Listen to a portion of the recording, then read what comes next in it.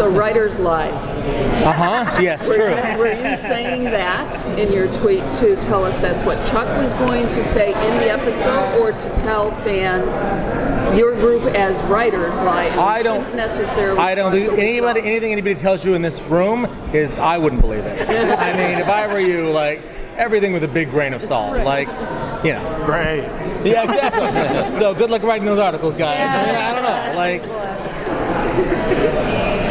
Was there any consultation at all with Mr. Eric Kripke in regarding this final season?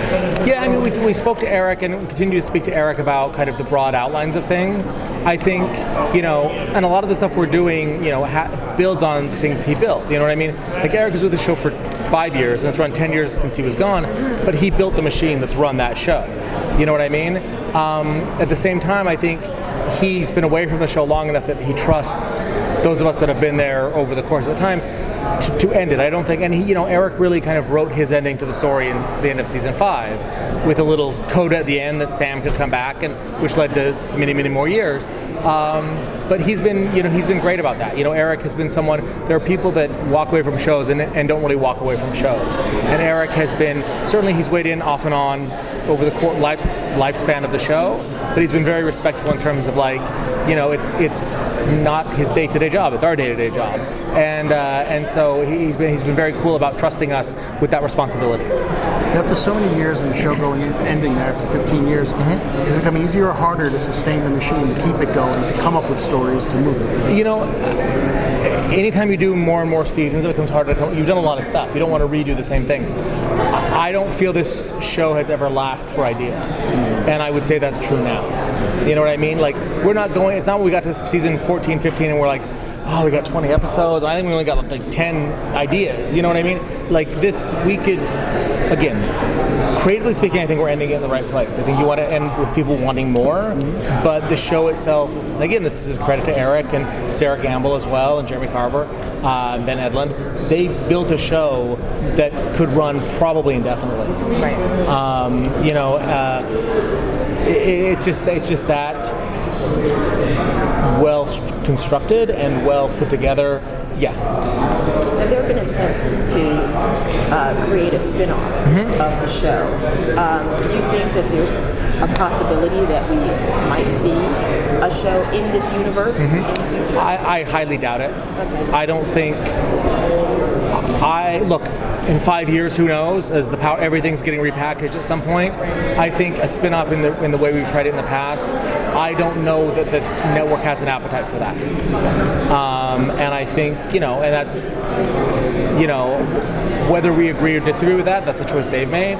And so for us, we're just, and in some ways that's great for us. It allows us to end the story in the way we want to end the story. We don't have to make sure we're going to end it, but there has to be more to go for these characters. Like, we can really do a true ending. And that's exciting.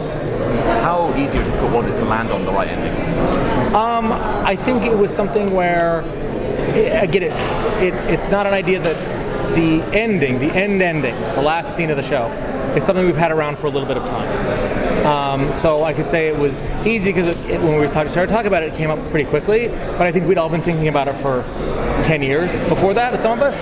So it was a long time in the making. But I mean, the ending we've got is an ending, you know, that we were speaking about before we finished writing last season.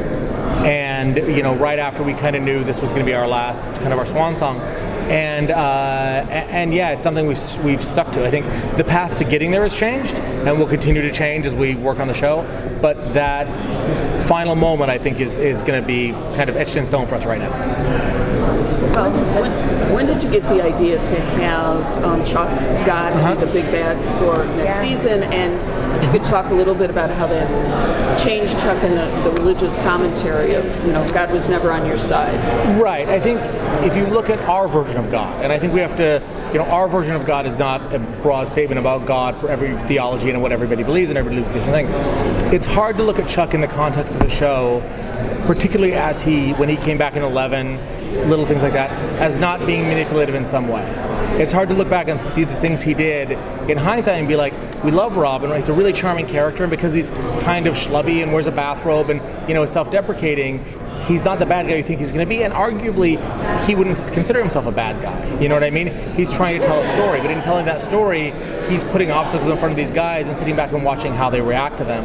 And so when you kind of got that together, when you go back and like Supernatural always been a show about free will, what does that actually mean? And he's been the guy kind of in charge of it all. As long as he was in the universe in an active way, it was hard to find a way for our guys to have true agency. Because if God will come back and help you, or throw things in front of you, or do whatever, like what can you do when he's taking an active interest in your life? You know what I mean? It becomes very hard. And so I think that's kind of the idea we had bringing Chuck back in and making him more of an antagonist.